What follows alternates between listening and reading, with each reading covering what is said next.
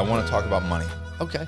You have a very interesting way of not interesting way. You have a very interesting thought process on paying people and the reasons why you do what you do. And I've seen it over the years. Who taught you that? Why do you do what you do in that world? So you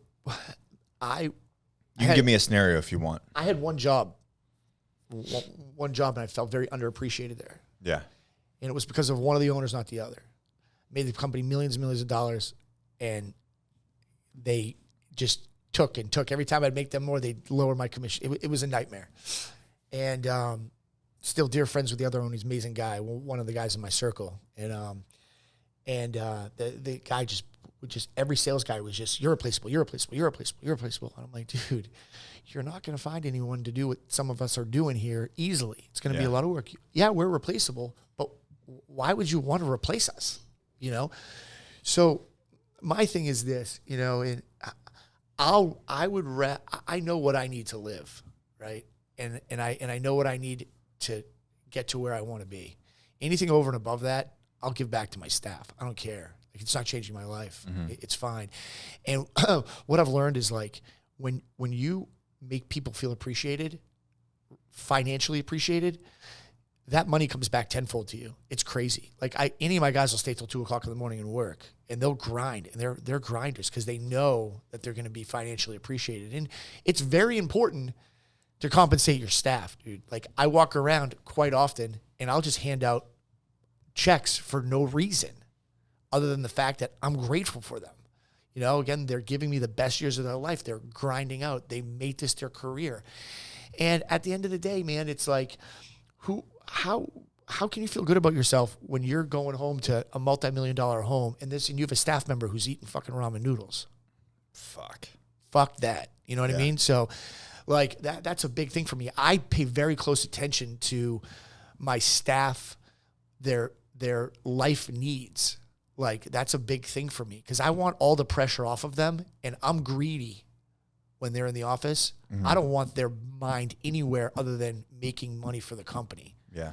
And when you have someone that is nervous about driving to work because they can't afford gas, they get to work and they're like, shit, how the fuck am I going to get home? Because I don't think I have enough gas to get home.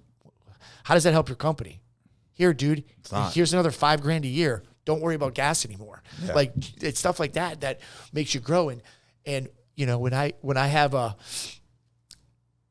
staff member, like Matt and Mike have profit sharing in my company, right? So, and in K2, and they didn't really know what to expect from profit sharing. And, you know, they got this check at the end of the year, and they're like, dude, are you serious right now? I'm like, yeah. And dude, my business partner and I could have taken that money and had a goddamn blast on it. You know what I mean? But the thing is but now I see it, man. You have a very, very, I mean, your employees come to your house. Yep. They eat. Yep. They'll clean your kitchen. Yep. They'll take out your garbage. Yep. You have a very, very loyal. Yeah. It's a family. Like, you've created a family. They're great. But with that, you can enter the friend zone with them, but the line has to be there. Like, for instance, I terminated someone who I really cared about at the office. Really, like, I had a 10-year relationship with. They did something stupid. They did something real stupid, and I fired them. And he's like, dude, how can you fire me? I'm your boy. I'm like, not anymore, you're not.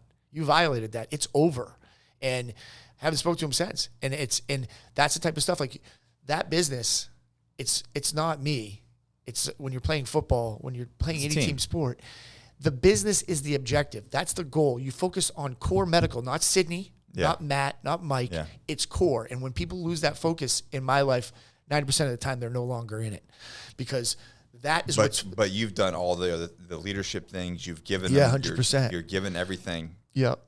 And the thing is like, think about how many people are living comfortably off core medical.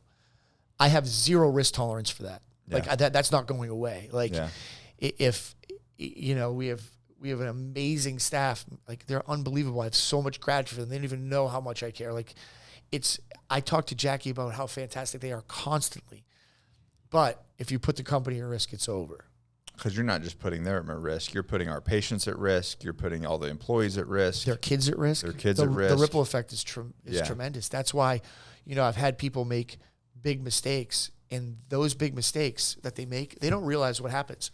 When you screw up at work, I'm disappointed. I come home, I'm on the phone with my business partner, I'm neglecting my kids, my wife is mad at me, I'm going to bed upset if I sleep, I'm getting up the next morning trying to find a solution, and it just consumed my day, and now I'm in a bad position mentally overall.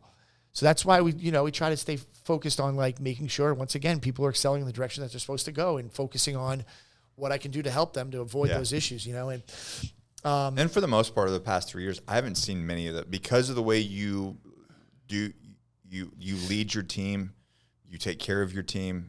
Very rarely have I minimizing personalities. Minimizing personalities. Yeah. That's right, dude. You control the environment. Yep. And yeah, that's right. And there's a lot of growth still left there, man. And we're gonna keep it moving. So.